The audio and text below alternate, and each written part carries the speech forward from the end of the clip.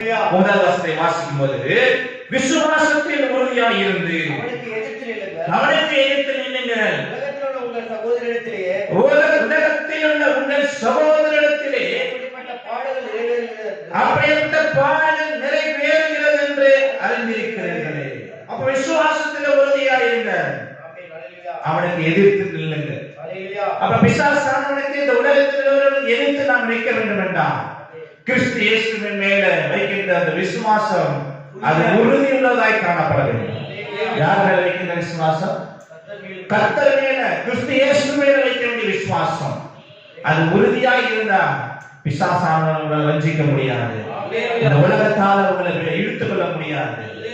பேதுரு பாத்தீங்கன்னா இயேசு கிறிஸ்து கடலின் மேல் நடந்து வருகிறார். இவன் இயேசு கிறிஸ்துவை பார்த்துட்டு நானும் நடந்து வரேன்னு சொல்லிட்டு என்ன பண்றான்? அவன் நடந்து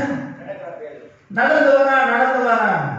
அவரை பார்க்கிற வரைக்கும் தான் அவன் கடல் மேல நடந்து வச்சுட்டு பார்த்தான், கீழே விழுந்துட்டான். கடல் உலகத்தை குறிக்கிறது.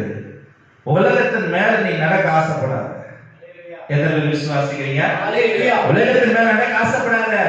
உலகத்தின் மேல நீ நடக்க ஆசைப்பட்டா இயேசு கிறிஸ்து பார்க்கிற வரைக்கும் தான், அவர் விசுவாசிக்கிற வரைக்கும் தான், அவர் நம்புற வரைக்கும் தான். ஒருவேளை விசுவாசம் குறைஞ்சு அவர் நம்பிக்கையில் இருந்துட்டோம்னா அந்த உலகம் நம்ம லவாக்கிறது, அப்புறம் மூழ்கி போய் உள்ள போய் கடக்கும். ஆனால் ஒரு தூக்கத்துக்கு கரை உண்டுதான் நிச்சயமா. எங்க தூக்கத்துக்கு அந்த கரை இருக்குது, அவர் உங்களை தூக்கிட்டு வரா. ஆனா முள்ள முழுகிற அந்த 5 செகண்ட் உபத்திரவம் வேதனையாய் காணப்படும். எத்தனை பேர் விசுவாசிக்கிறீங்க? ஆமா, யோனா மீன் வயிற்றுல எத்தனை நாள் இருந்தா? 3 நாள் இருந்தான்.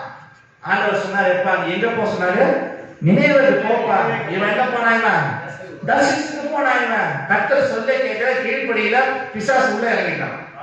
கீழ்ப்படியான பிசாசு என்ன பண்ணிட்டான்? அது பிசாசு, அது அவர் ஆவி கீழ்ப்படியாதது. போனா பாருங்க, பாவம் இவன் நிமித்தம் அந்த கடலில் இருக்கிற எல்லா பொருட்களும் கீழே தள்ளப்பட்டது.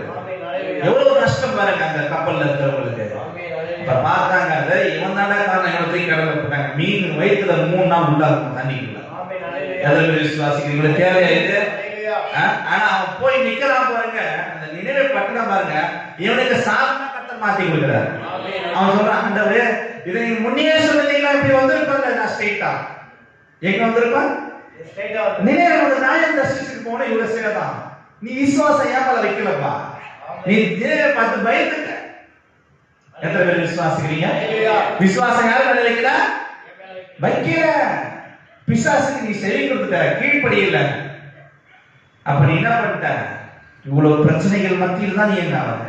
அப்ப ஆகிரும் நாம் கீழே விழப்படும் போது நமக்காக நீட்ட ஒரு கரம் உண்டுதான். அந்த கரத்தை தூக்கி நிறுத்தும். ஆனாலும் விழித்துக் கொள்ளுங்க, எச்சரிக்கையா இருங்க. பிசாசா நமக்கு எச்சரிக்கையா இருங்க. தேவனின் மேல விசுவாசம் வச்சு பாருங்க, கர்த்தர் நிச்சயமா நம்மளை ஆசீர்வதிப்பார். எத்தனை பேர் விசுவாசிக்கிறீங்க? யாருக்கு நாம் நிலைத்து நிற்க வேண்டும்? பிசாசானவனுக்கு எதிர்த்து நிற்க வேண்டும். அடுத்தது யாருக்கு? கர்த்தருக்கு என்ன பண்ணணும்? நம்ம விசுவாசம் வைக்கணும். எத்தனை பேர் விசுவாசிக்கிறீங்க?